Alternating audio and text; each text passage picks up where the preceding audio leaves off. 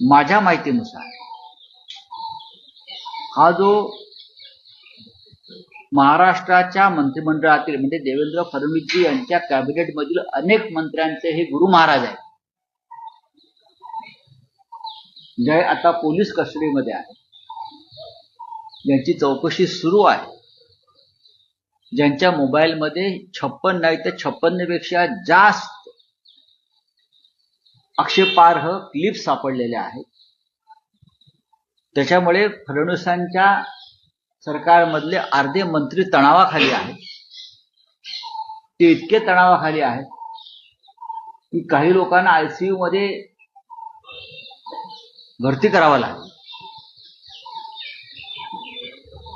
जी माहिती माझ्या समोर येते आहे त्यानुसार या भोंदू बाबांना जी माहिती दिली आहे पोलिसांनी ती अत्यंत गोपनीय जरी असली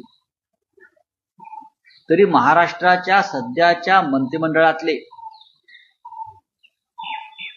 9 मंत्री हे या भोंदू बाबाचे नियमित भक्त होते आणि त्यांच्याकडे जाऊन रेग्युलर काही अत्यंत घृणास्पद प्रकारचे विधी करत होते. ही अंधश्रद्धा आहे. त्याहीपेक्षा महाराष्ट्राच्या प्रतिमेला